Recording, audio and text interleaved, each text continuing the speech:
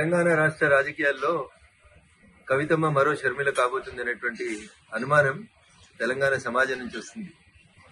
ఎందుకంటే ఈ పంచాయతీ కుటుంబ పంచాయతీ, రాజకీయ వారసత్వ పంచాయతీ, ఆస్తుల పంచాయతీ ఎందుకు ఆల్ ఆఫ్ సడన్ గా కవిత గారు అమెరికాలో ఉన్నప్పుడు మే 2వ తారీఖున రాసినటువంటి లేఖ ఇంతగా ప్రజల్లో చర్చనీయాంశం అవుతుందంటే ప్రజల ఆలోచనలో ఒక అర్థం కనబడతా ఉంది స్పష్టంగా. టీఆర్ఎస్ పార్టీ చేసినటువంటి ప్లీనరీలో తన రాజకీయ వారసులు కేటీఆర్ అని కేసీఆర్ చెప్పకనే చెప్పిన సందర్భంలో కవిత కాంగ్రెస్ ఫోల్డ్ లోకి ఏమన్నా వెళ్ళినటువంటి అవకాశం కనబడుతుంది. రాష్ట్ర ముఖ్యమంత్రి గారితో లేదా రాష్ట్ర ముఖ్యమంత్రి గారే కావాలని కవితతోటి ఉత్తరాలు రాయించినారు. ఎందుకంటే కవిత ఉత్తరం రాసిన 2వ తారీఖు రోజే ఈ ఉత్తరం కాంగ్రెస్ పార్టీకి సంబంధించిన ఒక టీవీ ఛానల్లో ఒక పేపర్ లోపల ప్రముఖంగా కనిపించింది.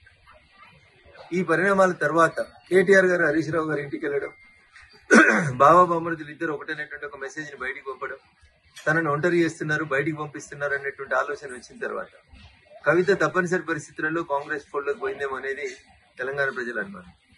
ఇక భారతీయ జనతా పార్టీ గురించి, మా పార్టీ గురించి కవిత మాట్లాడడం ప్రజలలో జరుగుతుందే వాస్తవాన్నే కవిత చెప్పింది. ప్రజలలో భారతీయ జనతా పార్టీ రోజు రోజుకు బలపడుతుంది. వచ్చే ఎన్నికల తర్వాత భారతీయ జనతా పార్టీ రాష్ట్రంలో అధికారంలోకి రాబోతుంది.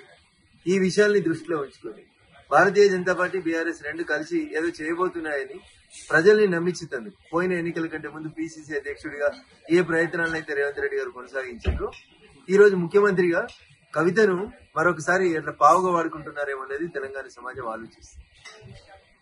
నాకున్నటువంటి అనుమానం గానీ, నాకున్నటువంటి సమాచారం గానీ, ముందు కవితతో పార్టీ పెట్టిస్తారు.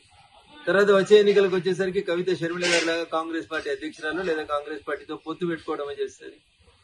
ఇది గతంలో ఈ రాష్ట్ర రాజకీయాల లోపల ఇట్లాంటి ఒక ప్రయోగం చేస్తే బాగుంటుండే అని నేను చెప్పలే. టీఆర్ఎస్ సిద్ధాంతకర్త అని చెప్పుకుంటే ఆయన మొన్న ఒక టీవీ ఛానల్లో చెప్తాడు. 2018 ఎన్నికలప్పుడు కేసీఆర్ హరీష్ రావు తోటి ఒక పార్టీ పెట్టిస్తే మంచిగుంటుండే, ఆ పార్టీని ఎన్నికలు అయిపోయినాక మళ్ళీ మెర్జీ చేసుకుంటే బాగుంటుండే అనేది టీఆర్ఎస్ పునాది నేనే అని చెప్పుకునేటువంటి ఒక సిద్ధాంతకర్త మొన్న ఒక టీవీ ఛానల్లో మాట్లాడుతూ చెప్పి వీటన్నింటినీ క్రోడీకరించి చూసినప్పుడు కవితని కాంగ్రెస్ నడుపుతుందా, కవితని రేవంత్ రెడ్డి గారు నడుపుతున్నారా, కవిత మరో షర్మిల కాబోతుందా అనేటువంటి అనుమానం అయితే చాలా స్పష్టంగా తెలంగాణ సమాజం ముందుంది. కవిత చెప్పినా, కేసీఆర్ చెప్పినా, మీడియా మిత్రులు చెప్పినా భారతీయ జనతా పార్టీ ఈ రాష్ట్రంలో బలపడుతుంది, భారతీయ జనతా పార్టీ ఈ రాష్ట్రంలో అధికారంలోకి రాబోతుంది అనేటువంటి విషయాన్ని టీఆర్ఎస్ కవితనే చెప్పకనే చెప్పినట్టు మేము భావిస్తా ఉన్నాం.